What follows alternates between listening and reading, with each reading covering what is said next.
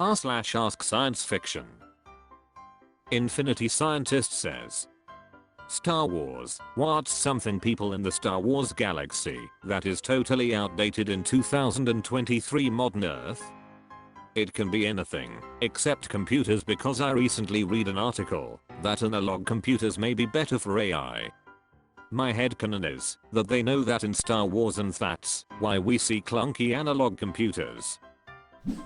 Unleash the Ducks says, the targeting computers on their spaceships still need to be manually adjusted with knobs.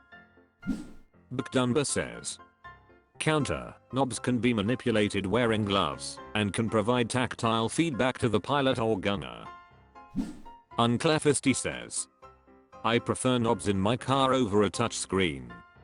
If I was flying a spaceship and being shot at, I'd damn well not want to deal with a frick-ing touchscreen. Doofpufurthethad says, user interfaces in general are pretty backwards. No touchscreens, smartphones, high definition video, etc. I can only imagine that, for whatever reason, those kinds of display technologies are expensive or impractical compared to their holographic/CRT analog television counterparts. The HoloNet is mentioned as something roughly similar to our internet, but interstellar. However, the media ecosystem seems more similar to 20th century mass media rather than 21st century social media. Though that's debatable as to whether this is a step forwards or backwards. Aguibana says, capacitive touchscreens might not work for all species. You might have some species who've got natural conductivity that throws screens so out of whack that they're completely unusable. While some species might even be so sensitive to electrical changes or fields that touchscreens could be hazardous. Boris M says, I disagree that a touchscreen is inherently better than a button. In addition to what's been said about them not necessarily working for species with different physiologies, there is utility to having a tactile, physical button you can press/turn/click/whatever and feel that you've pressed/turn/click/whatever it without looking at it. Electromechanical switches are also easier to maintain than touch screens. For what it's worth, I maintain this is true IRL as well. I know that a lot of modern cars are moving more and more systems onto touch screens instead of having them on simple buttons or knobs I can mess with. The last thing you want in a car/starship is to have to look away from what you're doing at a screen to make adjustments. PM_me_your_diff_EQS says, I have one for the opposite. I hear all the time about mouse droids and how we have the internet now to transfer data. Physical moving of massive amounts of data is still used today for security and lack of high WAN speeds. I work in manufacturing, and the amount of data they want to analyze is outpacing the increase of fiber network speeds. They still want to send data between shops, but to the other side of campus? Yeah, a little dude to run it over there, rather than me walking it sounds great. A chorus says, a lack of bras. I'm not saying she needs to cover up, but if you're running with the rebels, maybe you should be running with a sports bra. Periodog 119 says, can't. In zero gravity they'll rise up and strangle the wearer. The reason there's no guardrails on the catwalks is because Space OSHA is too busy going around inspecting everyone to make sure there's no bras. For safety. Nuclear_Cadillacs says, sideburns. Poorly Drawn Beagle says, those Death Star plans are clearly in a floppy disk. Also they apparently have variety shows with holiday specials, which haven't been popular in decades. Old_airline 9171 says, there's the obvious zerist aesthetic on user interfaces. The one that really gets me though, is that there is no mass media. We know they have FTL communication technology in the GFFA, but we don't see any galactic media or organizations using it. Given that FTL transmitters can apparently be miniaturized to fit on fighter craft, COB1 in AOTC, why the absence of journalists or media broadcasting? Lord Turner says, do we know there isn't? Could it just be that we never see characters sit down and watch programs for the same reason that we never see them sit down and take a shit? I think the prequels imply there's some mass media journalism at least, else the whole Senate/Chancellor plotline would feel very different.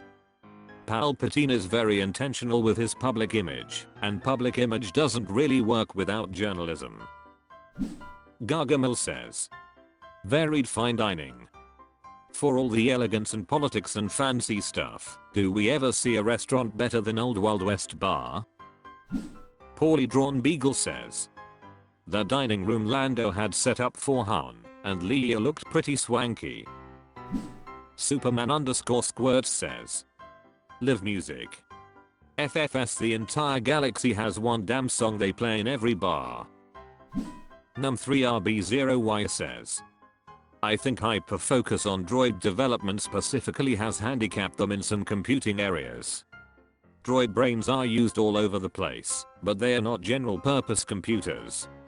Like, the Falcon has several, and it's definitely helpful, but they also literally argue between themselves. A 2020s AI-driven targeting system certainly wouldn't have that problem. Just for one example. r/AskScienceFiction. Axa51 says, Star Wars, what would they have done if the Skywalker twins were born as conjoined twins? Any type of conjoining such as by the hip, head, etc. Incandescent Monk says, a quick lightsaber swing and they are conjoined no more. It even cauterizes the wound. Alert War 2945 says, they would make for a cool lightsaber user. Kiriko Kama says, would have made the kissing each other even more weird, that's for sure. r/AskScienceFiction. Rocket Tasker says, Star Wars, are Naboo and Tatooine really that close? Naboo is a mid-rim world with some prominent representation in the Senate, while Tatooine is an outer rim world where the Republic/Empire have next to no influence. How is that the case when the Jedi escaping Naboo with Queen Amidala can reasonably travel to Tatooine without a working hyperdrive? Hagashija says, Naboo is located on the fringes of the Republic's mid-rim. If the Republic is the EU, Naboo is Greece, for context. Likewise, Tatooine is located on the closer side of the Outer Rim territory. If the Republic is the EU, Tatooine is like Jordan. Star Wars has no set canon of distance between worlds. You will find stories that say it takes weeks of hyperspace travel to go from Coruscant to Tatooine. You will find others that say the trip is 24 hours. I find with Star Wars that it's best to treat the Republic/Empire space like modern Earth. We can navigate our world decently enough that two vast locations like Greece and Jordan can be reached in a course of hours. Likewise, hyperspace travel is efficient enough that it doesn't matter how truly far Naboo and Tatooine are. Travel is good enough to make the trip little more than several hours. It's now time for an unpaid shoutout. Meet Arlo, the weird blue puppet who loves all things Nintendo and yet complains constantly. With his sharp wit and unique perspective, Arlo's videos are a must-watch for any Nintendo fan. Follow the link in the description to start watching now. r/AskScienceFiction. Dalton_G says, Star Wars, what did people in universe use before BBY? So, the Star Wars timeline uses the Battle of Yavin from Ep4 as year 0 and everything is judged by how far it is from that date. But what did the people in universe use before Luke destroyed the Death Star? Yerklanov says, BBY/Abby really isn't used that commonly in universe in either continuity. There's a multitude of different calendar systems. Practically every planet has or had one of their own that is independent of the calendar system used by the Republic as a standard, which itself has changed several times over the millennia. Darth Tipo 92 says, in universe there's a multitude of dating systems. They are usually specific to governments or systems, but typically center on important events. For instance, the Empire used a dating system that starts with the founding of the Empire, and the Old Republic one that started with their founding. In Legends, the dating systems were a little wonky, with the New Republic using Yavin as a starting point rather than their official founding. And the Old Republic of Legends used its own founding as well as major events to break up timelines. So the Old Republic claimed to be founded at year 1, but would point out how far from the Great Hyperspace War or the Mandalorian Wars things were, instead of just saying how far from the founding. Ilmaster48 says, "For what I know, that dating system of BBY isn't used in universe, is used for fans and the creators. Probably because A New Hope it's the first story in this setting, so it's a good starting point for the timeline for us the audience. In universe, probably the year 0 would be reset after a certain grand event like the Battle of Ruuzan or the formation of the First Galactic Empire. Ruuzan because after that battle the Republic and Jedi Order had many reformations. In case of the formation of the Galactic Empire, probably as a declaration of their own importance, you know, their hubris. Kinda like how in Elder Scrolls the date is divided by eras, having the 1 era, the 2 era, and so on." r/AskScienceFiction. One Cronin of Planks says, "Star Wars Canon Astromech droid take full tactical control of their vehicle?" Kill the Warcry says, "No idea if there's some limiter built in where they can't do it. If there's a pilot in the ship, but R2 flies a spaceship all the way back to Coruscant by himself in Clone Wars. Conversely, R2 tells Anakin to go back home in Phantom Menace, but doesn't actually force the young child to leave the space battle. So either R2 can't, if there's a pilot, it depends on the ship, or R2 was just kind of blass about Anakin dying or not." Greg Thega3 says, "Depends on the droid and vehicle. We see R2 fly Grogu without help in Luke's X-Wing and Bo BF." Exploding_Antelope says, "BB-8 walks and fires an ATSG on his own, so probably." Xeno Riot says, "Full tactical control can mean a few different things, but the broad answer is yes. There are several instances of Astromechs flying autonomously in a range of different craft, though not really ever in full-up combat. Though on that point, there are starfighters, such as vulture droids, and droid trifighters are purpose-built for combat, but are otherwise less capable than your standard Astromech. I think the most likely case is that Astromechs could both fly and fight any starfighter equipped to interface with them, but because of social prohibitions following on from the Clone Wars, they do not do so." CHCH Chilean says, "If the Rise of the Resistance ride at Disney is canon, yes." Serenity_B says, "Yes, but pilot input overrides the Astromech, and very few Astromechs are actually competent at actual combat operations.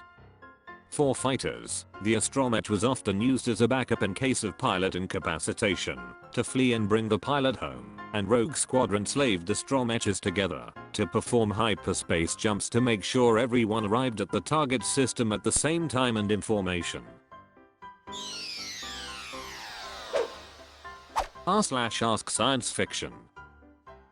Few Objective 6526 says, "Star Wars, what was the primal purpose and usefulness of wearing helmet all the time that led Mandalorians to believe that they should treat it as strictly followed religious-like rule?" Xeno Riot says, "It doesn't have a practical purpose. Not all religious practices do. We also don't know enough about the religion to be really sure, but it seems to have a few aspects as far as I can tell. One is a physical demonstration of community over individual. You are a Mandalorian first, and an individual second.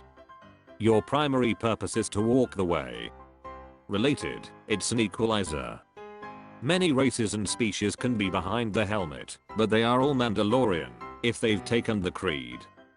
This is especially important given the emphasis on taking in foundlings. Then, it's an ascetic ritual, and asceticism breeds discipline, which has always been a hallmark of the more dedicated religions, like the Jedi for example. So there's not a practical purpose outside the religion, but internally it serves to reinforce and build community bonds within the religion on a number of fronts. Demeric_Bolton says, religious dress codes usually don't originate from some practical purpose. Look at the Jewish kippah or Muslim hijab. They're an expression of some ideological concept, like modesty or reverence. The Children of the Watch's helmet rule is an extreme erasure of individuality and a reminder that their sole purpose is to live a life of battle.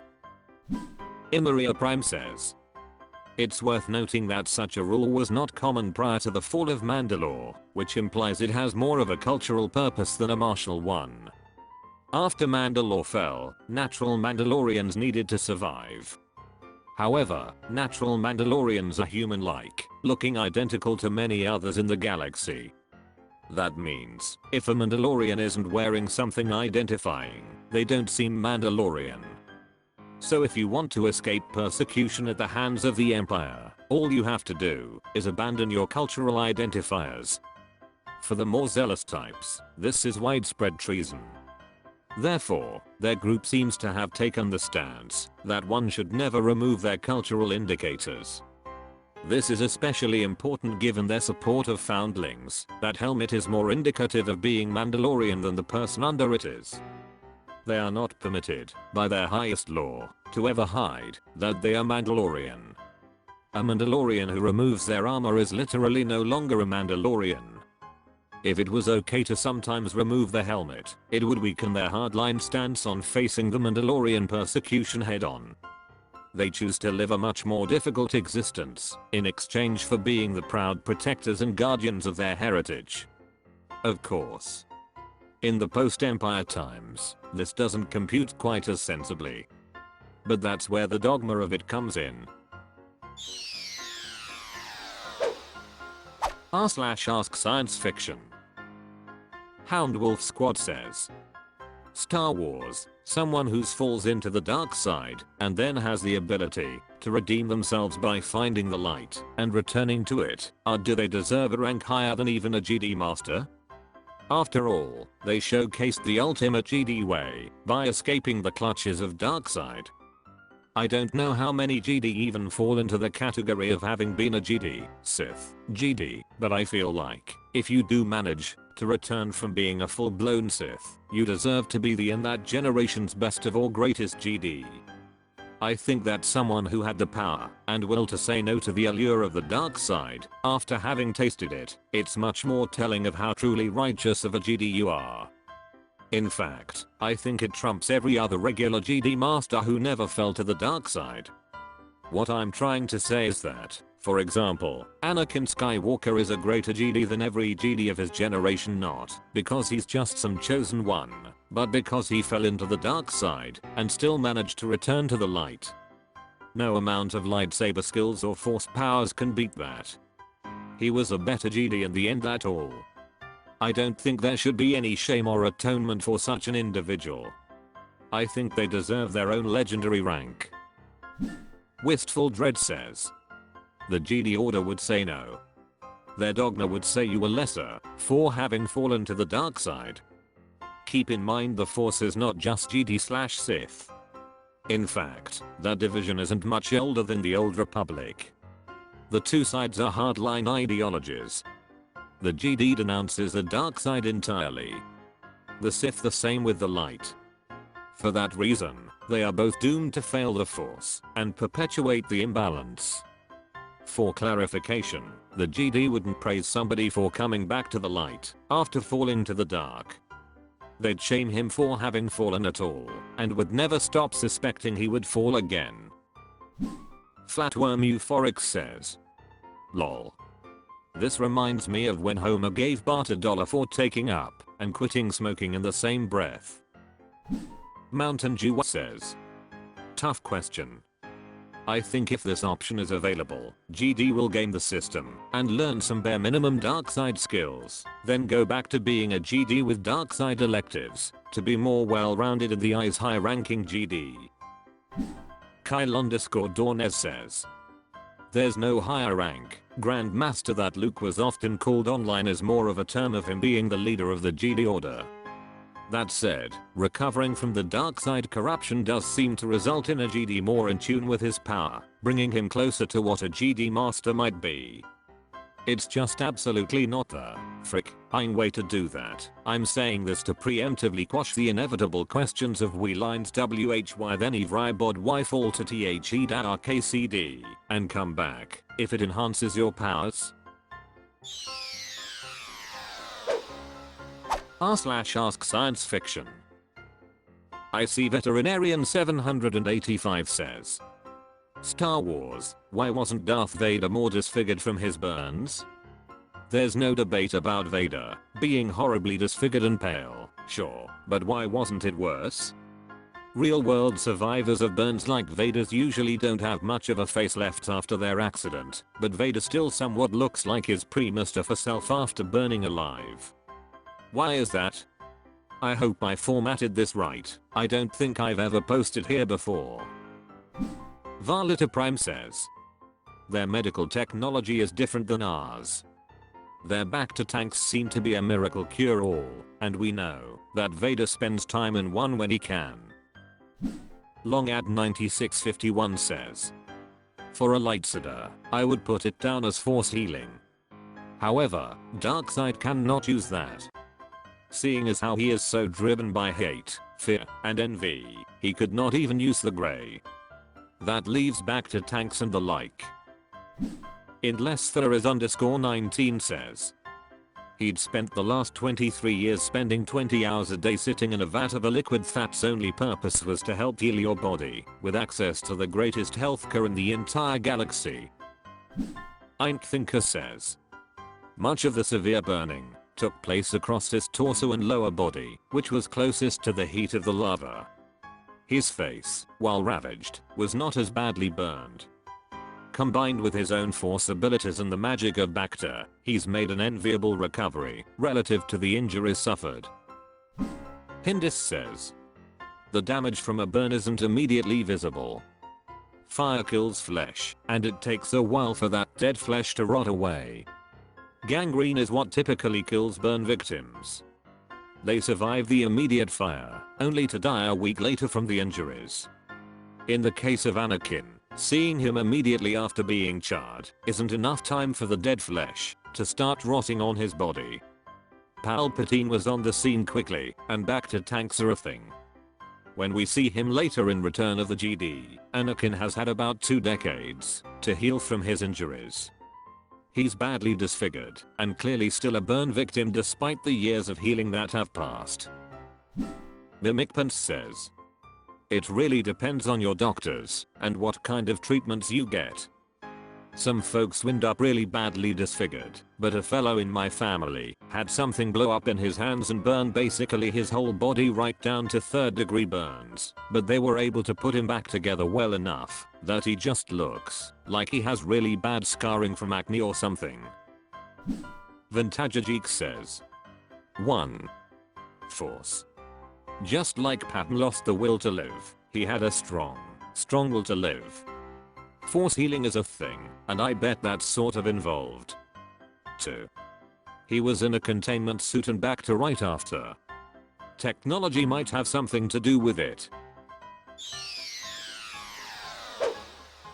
r/AskScienceFiction. Idea Prospectus says, Star Wars, the Sith Rule of Two true lineage passed their spirits forward to each successor. When re-atomized Palpatine and his followers all died, did she with the help of the Force ghosts completely destroy the Sith lineage once and for all? Any new Sith would just be evil guys called Sith. From what's implied in the last film, I took it as barring any shocking new twist in future media, that's it. The Sith, the Rule of Two from Darth Bane and all that. It's dead. With the followers gone, it's dead. That means anyone spinning up a new Sith social club would just be guys who read the Sith handbook and said, being genocidal intergalactic tyrants who kill each other routinely, and I'm prone to be murdered at any moment sounds dope, right? They'd be Sith, but not Sith. The Sith died on exegol. Jivan says, that's not how the rule of two works. The whole soul's transference was a unique thing. The rule of two is just a form of forced Darwinism. The apprentice is trained by the master, then once the apprentice is strong enough he overthrows the master and takes his place. This repeats with every generation becoming stronger than the last, theoretically at least. If A94 says, it's true that the last Sith we know of died on Exegol. There was an ancient Sith sitting in a lake that Darth Vader once met, but I do not know what happened to him. But I want to comment on the idea that all rule of two Sith passed their spirits forward. That's not really implied.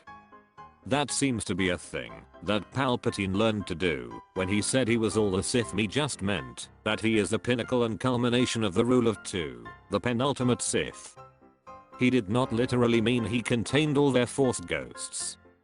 As far as we know, Sith can't become Force ghosts, only Jedi can. We don't exactly know how Palpatine came back, but it seems different. All those people in the cave with Palpatine were Sith cultists, not Force ghosts. The _pale_blue_ says, the rule of two never passed spirits forward like that. It was a Darwinian process of making sure each apprentice became stronger than the ancestor. Palpatine appeared to return in the same way that he did in Legends, by preserving his own spirit and moving to a clone body, nothing to do with the rule of two.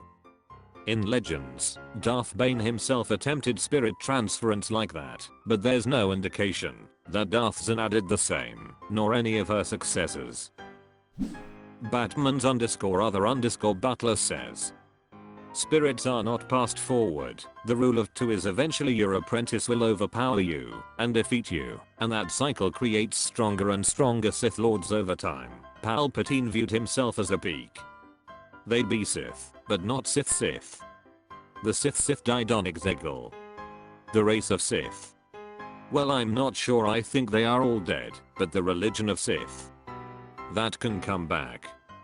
Palpatine wasn't a Sith by race, but by religion. It's very possible someone could find an ancient Sith temple or ghost being and be manipulated/taught. TDGJ2 says, there have been times when the rot line ended, but Sith will never truly be eradicated. Usually someone will stumble across a Sith holocron, or be called to a Sith artifact. They will learn from it, be molded by it, and find other Sith items, and once they have reached a certain depth of the dark side of the Force they will call themselves Sith fill in the blank. r/AskScienceFiction. Imploding_ says, Star Wars, Star Trek, Starcraft, Warhammer 40k, how do these universes rank in terms of technological progress? What do they do better or worse than the others? Godzagud says, I don't know about Starcraft, but even though I'm not a fan, I would say Star Trek is probably the most advanced of all these civilizations, because they can replicate their technology, extrapolate on ideas and improve it.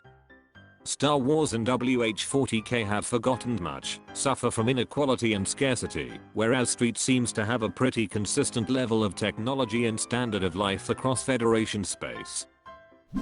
Night Monkey 15 says, Star Wars is not high science fiction, so even though they cracked faster than light travel, it's not really fair to compare their technology to other franchises.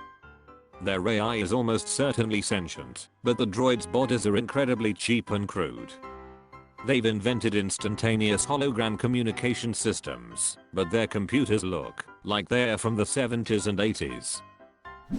Fessy says, I don't know a whole lot about Starcraft, so take this with a grain of salt. I'd rank them in order of increasing overall tech level: Starcraft, Star Wars, AI, condensed light, massive ships, Star Trek, replicators, below deck, 40k, specifically races like the Necron and Elder have insane tech available. They can chain gods and produce weapons that use suns for ammunition. Also, enough orcs can bend reality to make contraptions work that physically shouldn't. Interestingly enough, 40k's biggest weakness is a standard for high tech. Their FTL sucks. Relying on the warp for travel is a massive liability. Machiavelli says, Star Wars does propulsion and super weapons better than everyone else, but lacks in basic computing power. Their FTL drives can take you across the whole galaxy in a few weeks, while Star Trek takes decades to do the same, and WH-40K takes you through hell. The DOT era Imperium might have a planet cracker, and the Necrons have the celestial ore they can use every few thousand years, but otherwise WH-40K doesn't have anything comparable to a Death Star. Species 8472 of Street can crack planets, but the mainstream Alpha Quadrant races don't even approach that.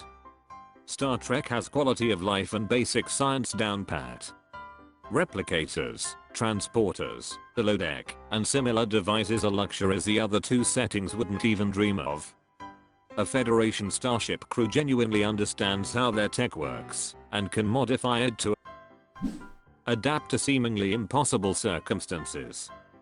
Lastly, the WH-40K setting has forgotten more than either of the other two settings combined. Probably literally. A DART warship can do things like casually rewind time to ensure it hits an enemy it would have missed. The Elder were said to be even more advanced before they murder-ate themselves into birthing a chaos god, and the Necrons are even more advanced than that. The only thing holding them back is the tendency for independent researchers to be possessed by demons. The Imperium also has the advantage of being orders of magnitude larger than the other settings, and has a clear advantage in ground warfare by virtue of Star Trek not even having a serious ground warfare capability, and Star Wars using baseline humans, or drones that are worse than baseline humans. r/AskScienceFiction. Chris Speaking the Prophet says, Star Wars, are all humans the same species? Take Cassian Hoss from Kinnery and Luke Hoss from Tatooine.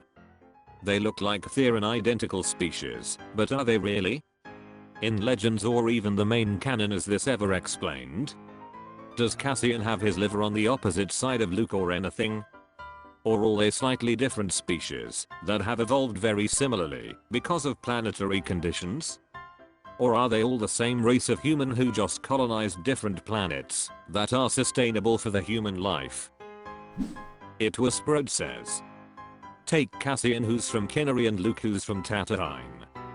Luke is only from Tatooine in the sense that his dad is from there and he grew up there. His mother is from a totally different planet. Does Cassian have his liver on the opposite side of Luke or anything? There is no evidence to suggest this is the case. The fact that all humans and most of the humans, but blue species can generally use the same medical tech and food, not to mention usually procreate with each other suggests it is not the case. Or are they slightly different species that have evolved very similarly because of planetary conditions? In canon there is no direct information on where humans came from, only that it is rumored to be Coruscant, although this could just be part of the myth making of such a long-running society as the Republic and its predecessor governments. In Legends humans evolved from two similar human-like species similar to Homo sapiens vs the Neanderthals and Denisovans. In this case, space travel tech already existed at this point, so after a conflict between the two near-identical subspecies, the losers fled, eventually founding Mandalore. The winners began the planet-sized city/state on Coruscant, and are the progenitors of most core world human ethnicities, Corellian, Alderaanian, Chandrilan, etc. Or are they all the same race of human who just colonized different planets that are sustainable for the human life? More or less yes. Yerklanov says, there's never been any indication that the humans from the various worlds in the GFFA are any more diverse in their biology than real-world humans are. No. Close street you get are some populations having a higher chance or even near certain possibility for being force sensitive. Darth Tipo 92 says, canon hasn't answered this question directly yet, but does hint at parts of Legends still being true. In Legends, humanity is one of the first known interstellar races that explores the galaxy after the Rakata fell. They utilize sleeper ships and generational ships to colonize planets near their unconfirmed but implied to be homeworld of Coruscant. Once they made contact with the Duras, they had access to hyperdrives and rapidly began colonies and reintegration of the sleeper colonies across the galaxy. Within 10,000 years they were spread out across the galaxy and competing against different races for resources using superior numbers and technology to overcome most of them. By the events of modern eras, there's numerous near-human subspecies like Zeltrans that are almost human, but with noticeable differences from prolonged isolation and evolution, and countless ethnic and cultural groups that are nearly identical to each other biologically speaking. So humans are the most numerous species in the galaxy and the most diverse culturally compared to other species. But they haven't faced many evolutionary changes, so a human from Tatooine is still the same species as a human from Jeddah or Morriban. It's like talking about different breeds of domestic dogs, where there's a difference on the surface and some minor adaptations, but they are still functionally the same thing. Kyle_Dornez says, while humans are indeed spread very wide across the galaxy, and in some cases, have existed on different worlds longer than civilization existed on Earth, it's believed that they all come from a single world, which was likely either Coruscant, or a world not very far from Coruscant. The original spread in Old Canon was done through pre-hyperspace sleeper ships, and these have settled the oldest human worlds in the core, like Chandrila. And other waves of expansion were done by forced relocation by Infinite Empire of Rakutans moving their slaves around. So in general, majority of humans are the same humans. And in fact, a good degree of near humans are also mostly humans, just with extra bits. Some like Zabraks and Twi'leks have some clear differences that are incompatible with human origin, but some like Zeltrans and Myrialans in essence, differ only with weird skin color. r/AskScienceFiction. Salami at Tsunami says, Star Wars, Anakin fully intended to overthrow Palpatine in episode 3rd. Did he have a plan? If he'd succeeded, what would Anakin's new empire looked like? I'm not sure he could have overcome Palpatine through brute force, but it's possible he had some sort of clever plan held in reserve. If he'd managed it, though, what sort of national leader would he have been? Edit. I feel like he could have been a positive influence on the galaxy if Padme had gone along with it. Aside from her expertise, because Anakin knew nothing about running a government, having the steadying influence of a loving family would have been good for Anakin. Oddmake 146 says, I think he would have lasted 20 minutes before moving to Naboo lol. Anakin's plan to overthrow Palpatine in S3 was a lot more like a dog seeing a garbage truck. Spartan 17492 says, no sand planets, for a start. Ababalagaji says, Anakin is powerful, unsubtle, and arrogant. His plan to overthrow Palpatine would simply be to take the 501st, march on the Senate, or wherever else Palpatine may be, and try to kill him in a duel. If for some reason Palpatine didn't immediately order the 501st to kill Anakin, and he somehow managed to kill Palpatine and seize power, his new empire would crumble pretty quickly. Running a government, especially a dictatorship, takes lots of politicking, making the right promises and threats, managing alliances, making compromises, manipulation, etc. Palpatine is great at that sort of thing, but Anakin sucks at it, even when he's not so hopped up on dark side that he can't think straight. Palpatine's empire was a brutal fascist dictatorship, but Palpatine understood the importance of allowing some opposition and keeping up appearances. He kept the Senate in place for 20 years, even allowing people like Bail Organa to publicly speak against him, because it gave the Empire an appearance of legitimacy and prevented open rebellion. Until the Death Star, anyway. Anakin's empire would run purely on force. Anyone who opposed him would have a battalion of clones knocking on their door.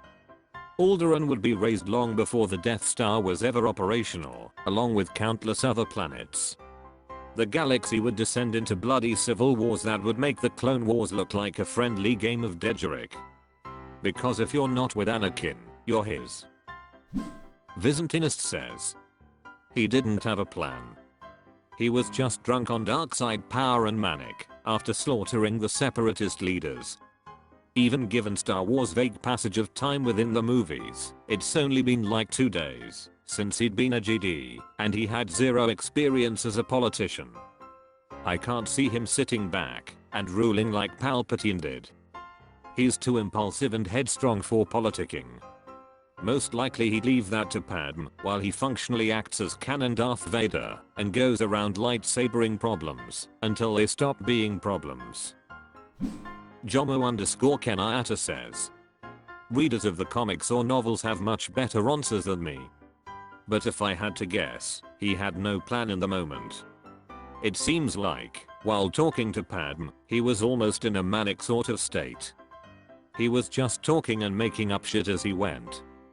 But judging from his previous feelings and conversations on the matter, it would have most likely been some sort of authoritarian type rule. If Padme still dies, I can see him being just as bad as Palpatine. If she lives, I can see him still being bad, but with a lot more care and heart in his rule. r/AskScienceFiction.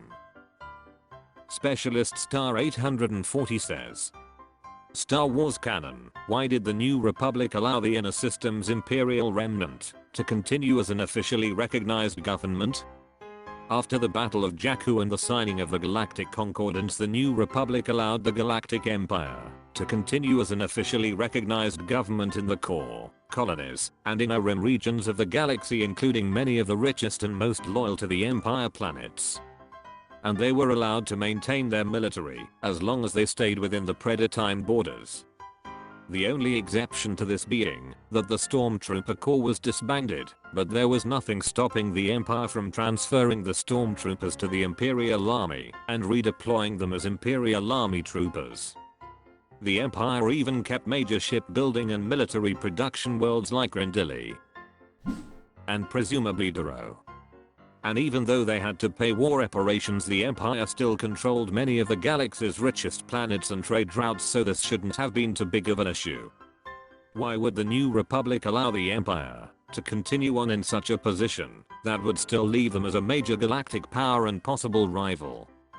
Did they just not want to deal with conquering these Imperial worlds? Note, I know there is a lot of debate as to how long the Inner Systems Imperial Remnant lasted, but for this question let's go with galactic politics at its foundation right after the Galactic Civil War ended. Soul Reverdant says, the New Republic was so paranoid about becoming a second empire that they effectively hobbled themselves to the point of being useless. One of the reasons the First Order eventually grew to the strength they did is no one wanted, or was legally able, to take decisive action or form a united army, because the last time that happened it was a front for Palpatine's empire. Leia spent several years trying to warn and otherwise prevent the rise of the First Order, but faced a lack of support or outright opposition out of concern she was attempting to consolidate power in the name of facing down a foreign foe. Tosser 1579 says, the New Republic was an inherently flawed organization that was so afraid to appear like an authoritarian government that they didn't actually establish the necessary parts of a federal government. They didn't want to appear militaristic, so they gave that power to the planetary governments. They didn't want to block trade, so they gave the local powers authority to monitor traffic. Basically, in all situations where there should have been a strong federal presence, there wasn't one, and that, in turn, rendered the entire government flawed. So the reason the other powers were able to emerge is because the New Republic wasn't in any sort of position to actually stop them. Green Door 65 says, it probably would have been an absolutely bloodbath carrying to the war to a complete end, taking every planet and destroying every fleet one by one. Better a compromise peace, where the Empire can go peacefully into history instead of in a deluge of blood, to match and exceed the worst of the Clone Wars. Of course, this was a terrible mistake in the end, but an understandable one. King of Flood says, I'm not versed in that section of lore, so I could definitely be wrong, but from what I know about the New Republic, is that From the moment they formed, they were incredibly cautious not to step on anyone's toes, for fear of being labeled as the new empire, as the galaxy was so utterly sick and tired of constant war and oppression, so the NR tried their best to keep peace without being seen as overstepping their boundaries, and I guess this included allowing the empire to continue to exist after their defeat. r/AskScienceFiction. Soggy Regret 2937 says, Star Wars, if the goal of the original trilogy is to bring balance to the Force, why does it end with the people who practice the dark side of the Force being killed off? Doesn't having only the light side create a major imbalance? Wistful Dread says, this big thing to realize is that, by his own admission, Lucas actually wrote the OG trilogy as just the Odyssey in space. He even pointed out he followed the core beats within the first movie. Young man receives call to adventure, but initially rejects it, then loses everything, and has no choice. Wizened old warrior becomes his mentor. Charters off with scoundrels. Saves a princess. Mentor dies. Also, Lucas maintains a very Abrahamic standpoint on morality for the story. The Jedi were explicitly good, and the Sith explicitly evil. And balances that evil loses. These are statements he made during interviews back in the day, and restated in some of the older art/lore books. Templar of Steel says, a lot of it depends on what you follow, as the EU gave some different opinions before a lot of that was collectively put into the Legends box. Lucas himself claimed that the dark side was imbalance, but then again, if Lucas' interpretation of the Force is what we saw in the prequels, I have many questions. Globin Goblin says, light side is balance. If you have two pacifists and two genocidal emperors, that's not balance. Warhammer Ryan says, therein lies the fundamental flaws that most people have. Balance means peace, not equal measure. Obviously the Sith are causing the imbalance, so let's wipe them out, right? What should have happened was Luke reject the notions of the Jedi and Sith and say people are allowed to feel whatever they want, and one bad choice is not a life condemnation. In this way, any Force users out there will not be subjected to dogmatic beliefs and truly allow both light and dark to exist in an ebb and flow. Matt_G89 says, there are other dark side users that don't qualify as Sith, the Night Sisters of Dathomir being an example. There are other light side users apart from the Jedi. There are beings and sects that use some combination. It's about getting rid of the extremes and letting the Force just be the Force. That's how it finds balance. Not in extremes, but just in its everyday ebb and flow that will contain dark and light. Let life, which is what the Force embodies and is, return to its flow without extremism. It currently ends with almost all of the extremists of either side dead and gone, yet we don't know what the future holds. All of that is in a spiral, and who knows what direction we go in. Can't have a hero if you have harmony, so there will be an inherent flaw somewhere. White Wolf 3117 says, the Force exists in the form of light. The dark side is a perversion of that, and as such balance cannot be achieved with its existence. Pang says, if you walked into the forest and saw an equal number of smokestacks and oak trees, would you say nature was in balance? Doofpafurthethad says, according to the word of God, aka George Lucas, the light side means balance, and the dark side is imbalance. Simple as that. Whether or not you agree with this on a philosophical level is another matter entirely. And extended universe writers can always say that the Jedi's notion of balance was misguided. It makes sense, in that the light side represents a sort of static equilibrium and acceptance of a peaceful status quo, while the dark side represents competition, conflict, dynamism, and evolution. In that regard, the light side is similar to Buddhism/Christianity and the dark side is similar to Nietzsche and Burmenge philosophy. r/AskScienceFiction.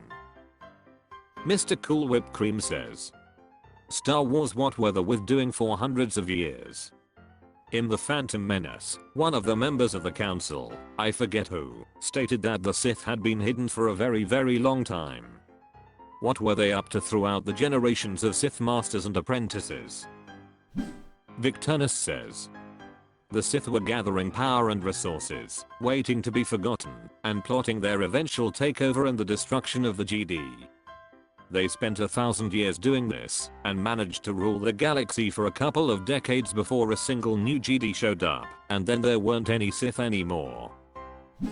Doofpafurthethad says, you would think that they were following some grand, millennia-long plan to slowly accumulate power and wealth, infiltrating the halls of power, patiently and diligently chipping away at the foundations of the Jedi and the Republic, waiting in the shadows for the perfect moment to strike now.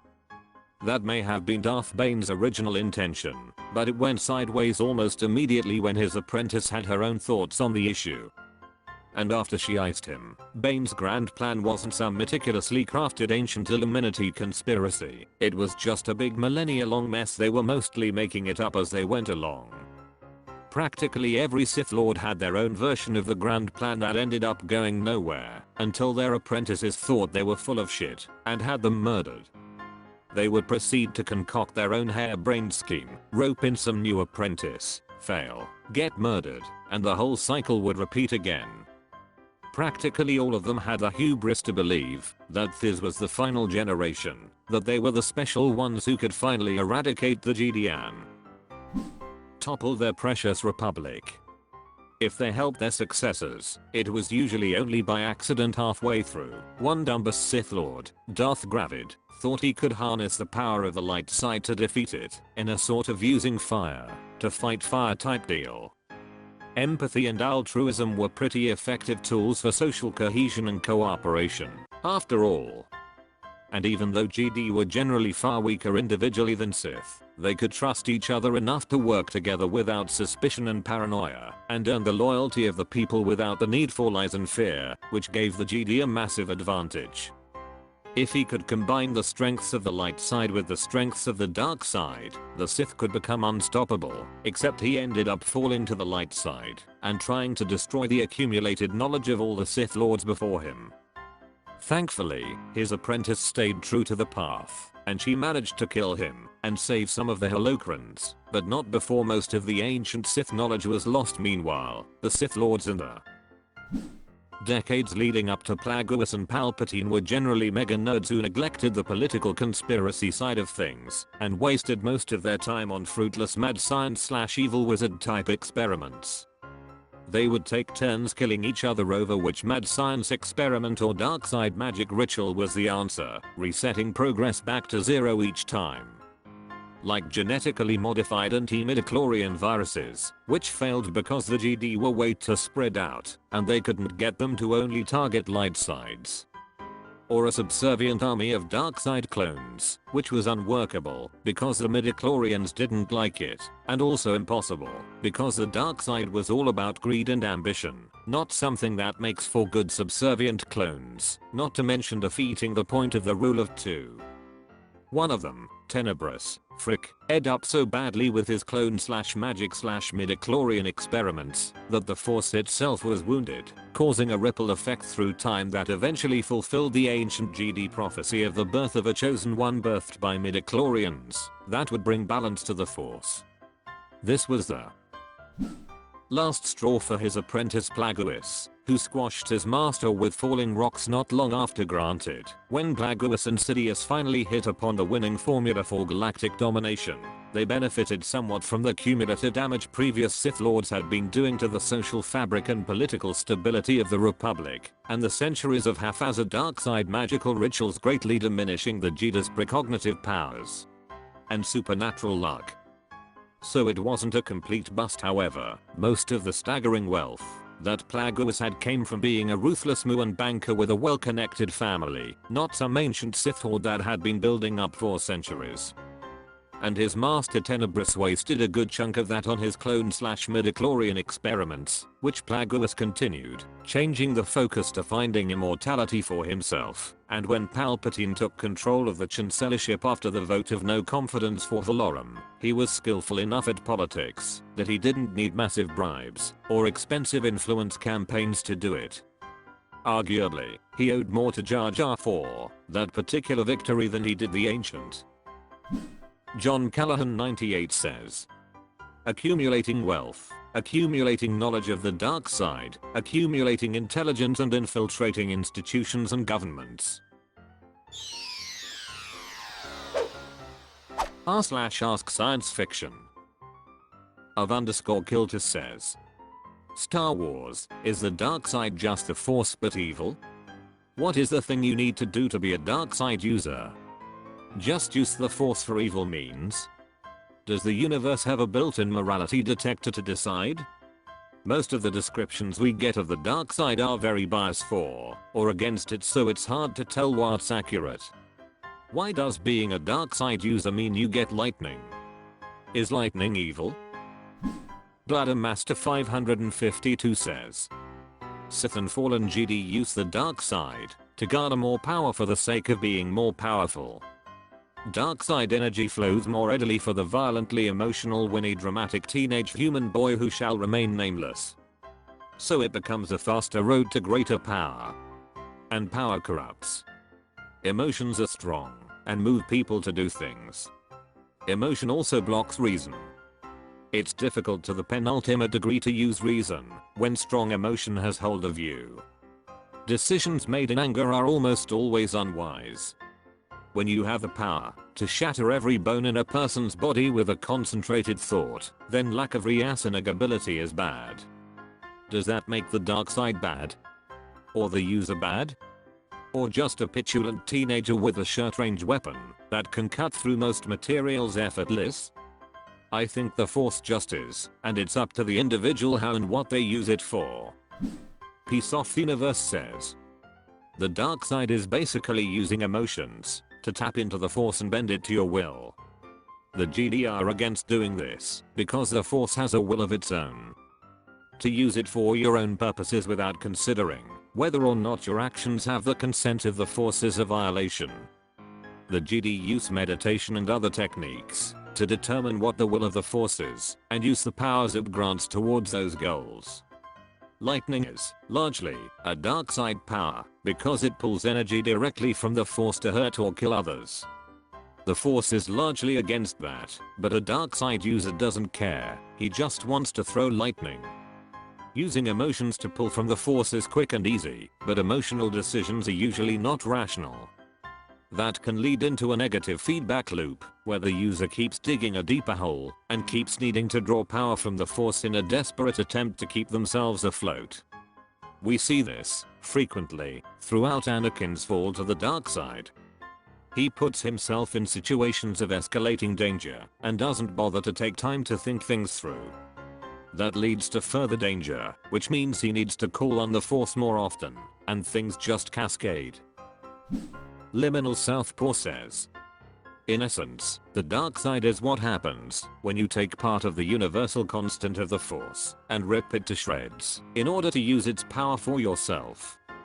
The damage that this causes can spread and corrupt everything around it. You are by necessity at ground zero of such events when you use the dark side. But the Force is yet the Force, and you are yet a product of the Force. Strike it, and it may strike you back, in its own ways. Narrow_muscle 9572 says, I wouldn't say evil, but I'm also not an expert on Star Wars. The way I see it, the dark side is the Force plus emotion. Jedis are basically a mix of Buddhists who repress/control negative emotions and samurais who defend the weak. Sith don't repress their emotions and they allow sadness, anger, jealousy, etc. to control them. Jellicoe says, I'd say the dark side is the Force but selfish. The Jedi use the Force the natural way, letting it flow through them, seeking to accomplish the will of the Force, rather than their own. The Sith are the opposite, they bend the power of the Force to their own ends. To use the Force for selfish reasons requires corruption and malice, as the Force really doesn't want to do it. You have to use anger, hate, and drive to beat the Force into submission, achieving great power and control, but ultimately losing your own agency to a self-defeating quest for power. Illmaster48 says, more than evilise, that using the dark side makes you wish more, having more power both in the Force and the power you command. A good example would be Anakin, specifically when he is confronted by Padme. He is proud of how powerful he became as right hand of the Palpatine and even said that he could eventually kill him, so he and Padme rule the galaxy. Ruling the galaxy isn't something Anakin ever considered, it's the dark side making him wishing to gain control.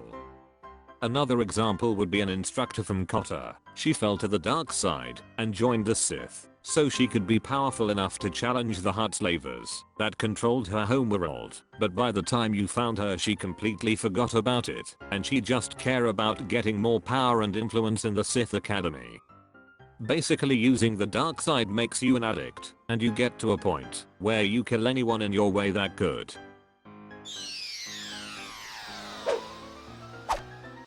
That's all for this video. Thank you for watching. Please subscribe